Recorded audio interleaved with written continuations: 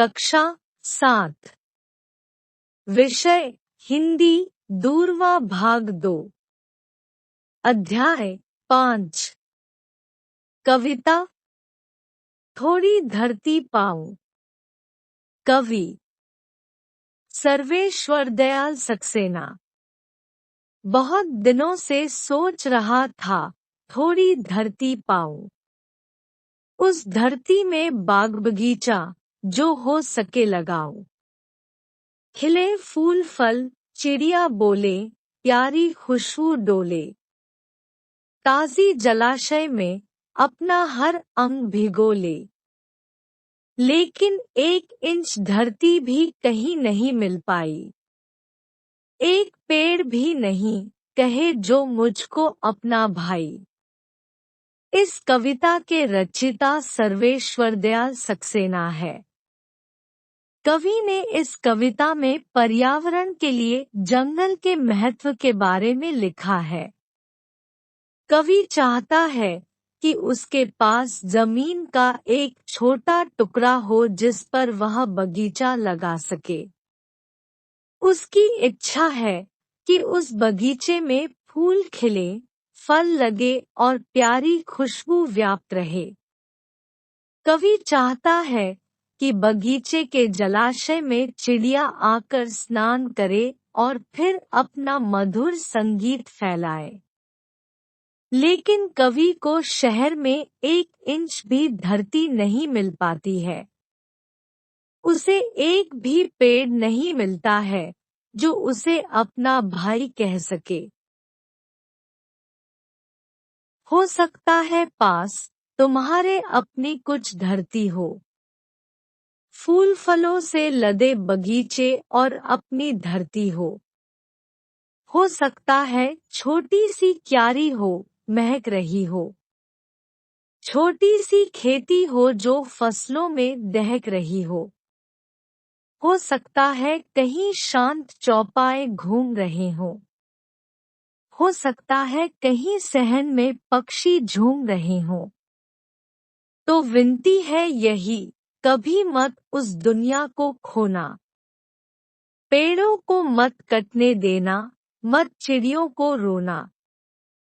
कवि कहता है कि हो सकता है पाठकों में से किसी के पास धरती का अपना टुकड़ा हो और उस पर फूल और फलों से लदा बगीचा हो सकता है किसी के पास छोटी मोटी खेती भी हो जिसमें पकी हुई फसल दम दम दमक रही हो सकता किसी के खेत में कुछ जानवर शांति से विचरण कर रहे हों या फिर किसी के बागान में पक्षी झूम रहे हों।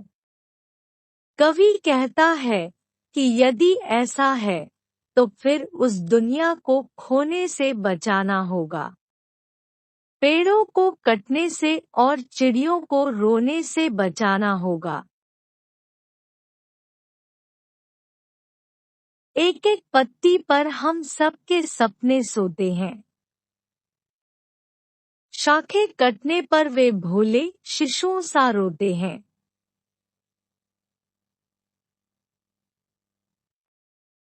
पेड़ों के संग बढ़ना सीखो, पेड़ों के संग खिलना।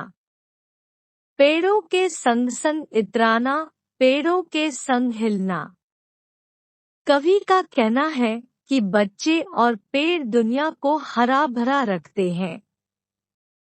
नहीं समझते जो दुष्कर्मों का वे फल चखते हैं। एक एक पत्ती पर हम सबके सपने सोते हैं।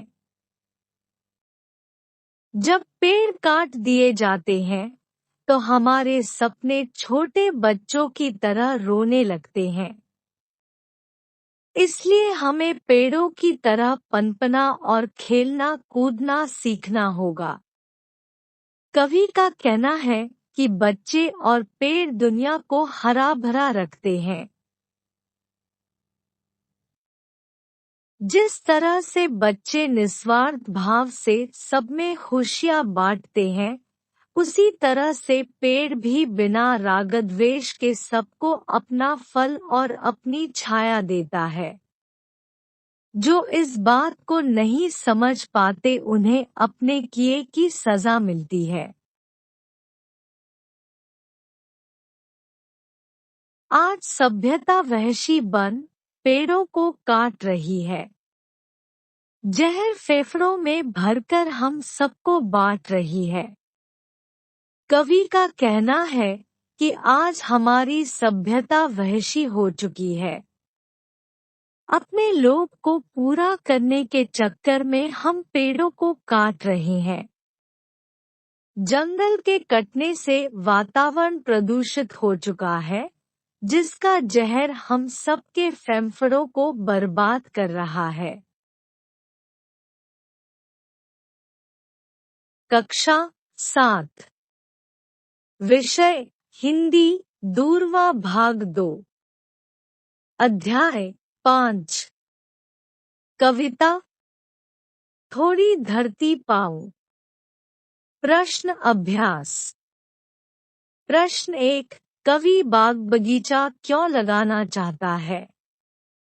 उत्तर कवि चाहता है कि उसके आसपास चिड़ियों का कलरव सुनाई दे और फूलों की सुगंध छाई रहे। इसलिए कवि बाग बगीचा लगाना चाहता है। प्रश्न 2 कविता में कवि की क्या विनती है? उत्तर कविता में कवि विनती करता है कि हम पेड़ों को काटना बंद करें। कवि विनती करता है कि हम पेड़ों के महत्व को समझें और उनका सम्मान करना सीख जाएं। प्रश्न 3 कवि क्यों कह रहा है कि आज सभ्यता वहशी बन पेड़ों को काट रही है?